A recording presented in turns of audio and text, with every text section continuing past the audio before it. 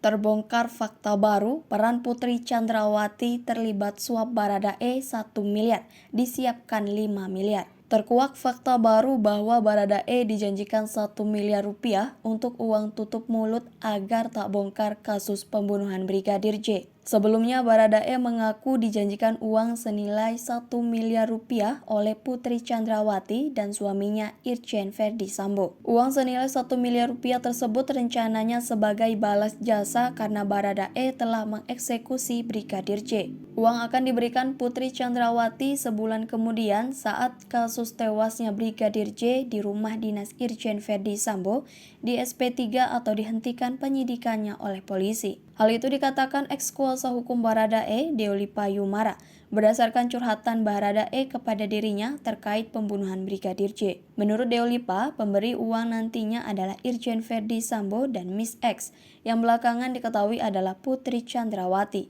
Jadi Miss X ini adalah ibu Putri Chandrawati sendiri. Ini keterangannya Richard. Jadi ibu Putri sama Pak Sambo memanggillah si Pak Kuat, Barada Richard dan Brigadir Ricky, kata Deolipa di acara kontroversi di akun YouTube Metro TV, Kamis 11 Agustus 2022 malam. Pemanggilan oleh Putri Chandrawati katanya dilakukan beberapa hari setelah penembakan atau pembunuhan terhadap Brigadir J dilakukan. Karena ini situasi dirasa sudah mulai aman nih. Skenario pertama sepertinya berhasil. Nah, kalau ini sudah beres, lu tetap jangan buka mulut. Kan bahasa kasarnya begitu. Ini saya kasih nih ya, kalau sudah beres kamu 1 miliar. Baradae, kamu gope 500 juta rupiah, kamu juga gope, kata Deolipa. Ini berarti ada dana 2 miliar rupiah yang dijanjikan Putri dan Sambo ke Baradae, Brigadir RR, dan Kuat, di mana ketiganya kini juga menjadi tersangka pembunuhan Brigadir J, di mana pembagiannya Baradae 1 miliar rupiah karena dia yang menembak langsung Brigadir J, sementara Brigadir R dan Kuat yang membantu masing-masing mendapat 500 juta rupiah. Tapi nanti uang akan diberikan jika sudah SP3 atau sudah aman sekitar sebulan kemudian. Begitu janji Miss X dan Sambo, kata Deolipa.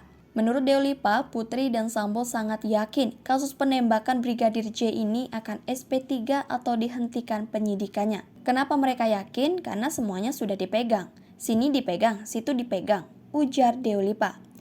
Tapi ternyata, kata Deolipa, kasus tewasnya Brigadir J mendapat perhatian publik dan harapan SP3 ternyata berubah menjadi upaya pengungkapan kasus yang seterangnya. Hingga berujung membuat Kapolri membentuk tim khusus untuk mendalami dan mengungkap kasus ini. Sementara itu, kuasa hukum Brigadir J, Kamarudin Simanjuntak, mengatakan informasi yang didapatnya adalah dana yang disiapkan Sambo untuk menutupi kasus ini mencapai 5 miliar rupiah. Kalau saya dapat informasinya, dana yang disiapkan 5 miliar rupiah. Jadi, selain ke tersangka juga disiapkan untuk ke orang di institusi lain, katanya. Cabut kuasa. Sebelumnya, tersangka pembunuhan Brigadir J yakni Barada Richard Eliezer atau Baradae mencabut pemberian kuasa kepada pengacaranya Deolipa Yumara dan Burhanuddin. Kabar pencabutan kuasa dari Baradae itu diungkapkan Deolipa saat sedang live di acara kontroversi di Metro TV, Kamis 11 Agustus 2022 malam. Saya baru dapat WA dari anak buah saya, pengacara dari kantor saya dicondet, kata Deolipa. Dalam pesan WhatsApp itu katanya berupa foto surat resmi pencabutan kuasa yang ditandatangani Richard Eliezer di atas materai. Surat cabut kuasa, tapi tulisannya diketik. Tentunya posisinya Baradae di tahanan gak mungkin mengetik. Biasanya dia tulis tangan, kata Deolipa. Ia kemudian membacakan surat pencabutan kuasa itu yang disebutkan dalam surat ditandatangani langsung oleh Barada Richard Eliezer. Terhitung tanggal 10 Agustus 2022 mencabut kuasa yang telah diberikan kepada kami, ujar Deolipa. Deolipa menilai surat pencabutan kuasa sangat janggal, apalagi bahasa yang digunakan sangat bahasa hukum, dan ia tidak yakin pencabutan kuasa benar-benar atas kemauan Barada Eliezer.